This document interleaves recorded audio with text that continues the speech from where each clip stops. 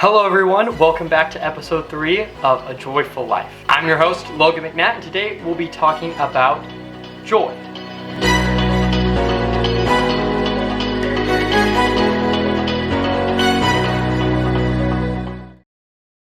Now, I've explained in previous episodes about joy being the whole reason for this series, so it's probably pretty important that we should discuss it.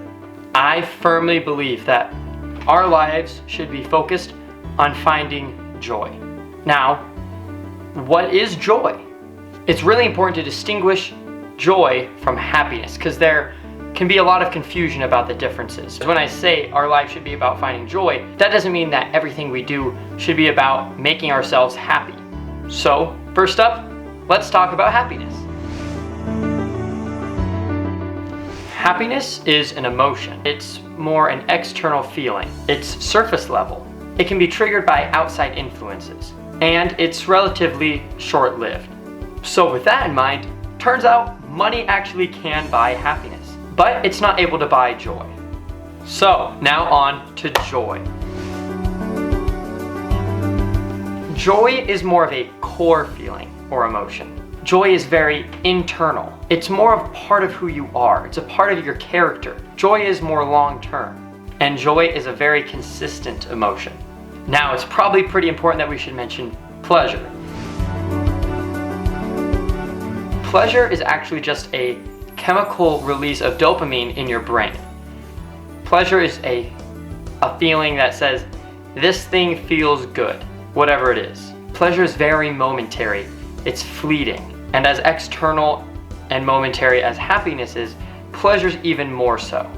But of course, that's not to say that either happiness or pleasure are negative or bad. Both of these are very important, but they shouldn't be our focus. If our focus is on either finding pleasure or just having happiness, then we're missing the big picture. Our lives should focus on having joy. Another thing to understand about joy is joy can actually be felt with other emotions.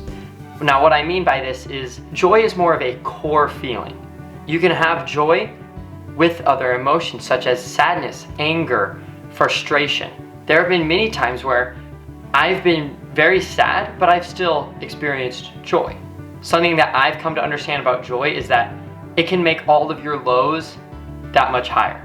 To further show the differences between joy and happiness, I'm going to give you an example that I've thought of. Let's take a simple working man. He works the 9 to 5 shift, Monday through Friday.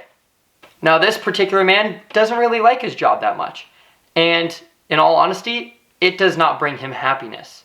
Let's say he's an accountant or something. So the man who works the 9 to 5 shift for his accounting firm doesn't like his job. He's not happy, but he still is experiencing joy.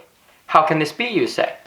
Well, if you open up your perspective, when he goes home, he first sees his house that he was able to purchase with the money he earned from that 9 to 5 job. When he walks in through that house, he sees his wife and his children that he is able to provide for because of that job that he has been given. And those are the things that bring his life joy. Not the job. The job makes him unhappy. That's not the thing that brings him joy. But because he chooses to work to earn that money, he's able to provide for a home and provide for his family, and that brings so much joy. So it's great and all to talk about the differences between happiness and joy, but now how do you experience joy in your life? Now, of course, I can't explain it all in this video because that's what the entire series is about finding joy in your life. But I'm going to go over 3 principles that you can implement into your life right now that will help you live a more joyful and fulfilled life. Number 1, choose to have a long-term perspective. It's so important to not think so much about the here and now. Instead, we should focus more on how what we're doing now will help bring us joy and fulfillment in the future. So if we look at this example, think about this man before he had a family. If he was thinking about his present situation then of just working the 9 to 5 shift, not enjoying life, he would be very disappointed and wouldn't have as much hope or joy. But if he chooses to have a long-term perspective about that family he'll be able to provide for and the home he'll be able to give them, then that'll help bring him joy if he focuses on his future instead of his present.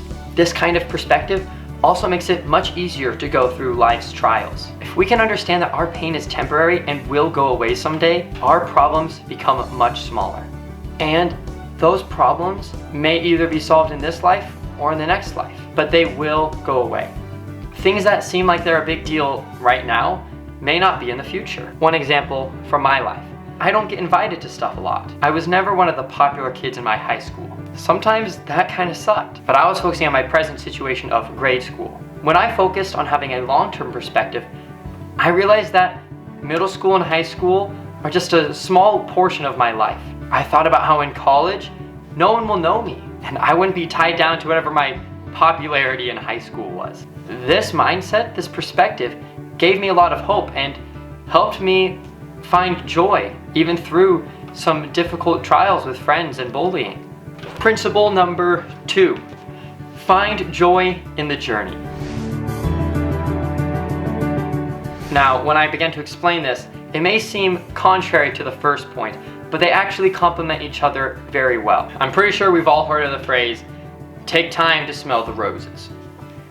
And that essentially explains finding joy in the journey. To find joy in the journey means to take the time to find happiness in the little things life has to offer. Too often, gems of happiness pass us by in the fast and mundane road of life.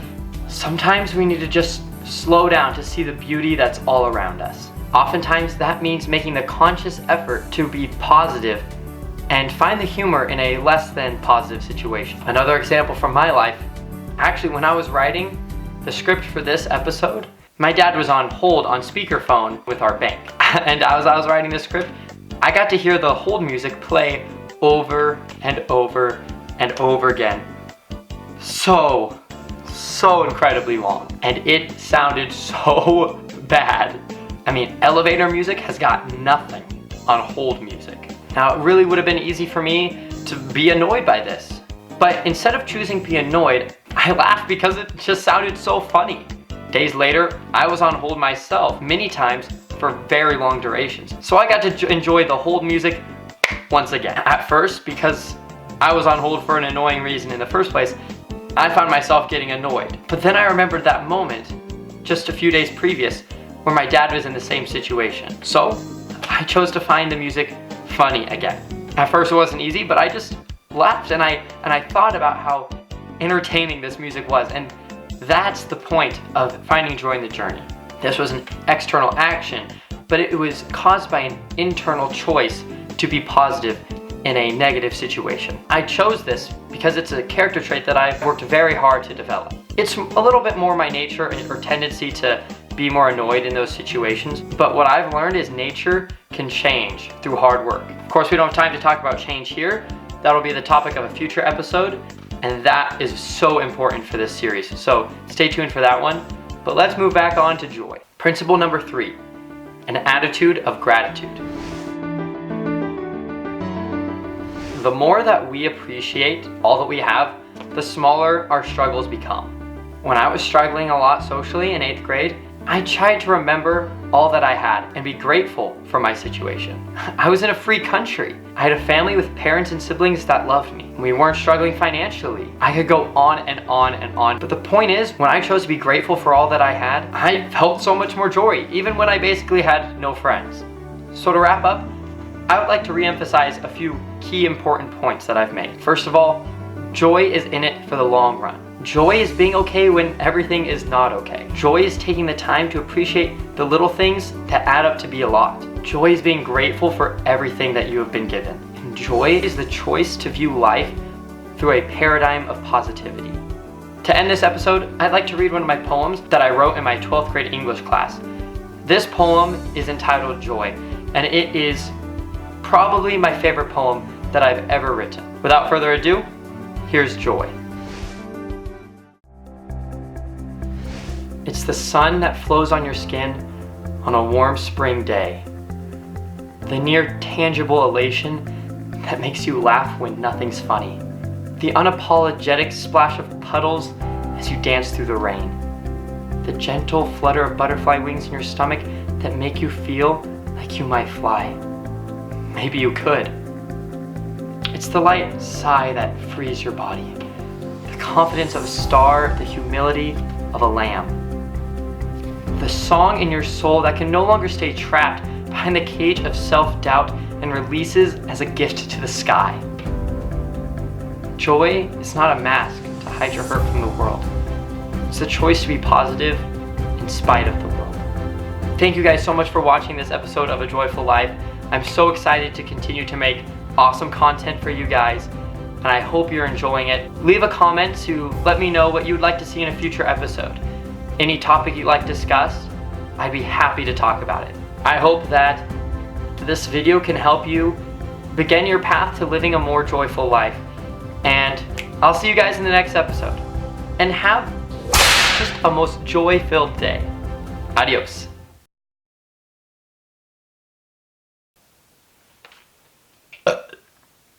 Excuse me.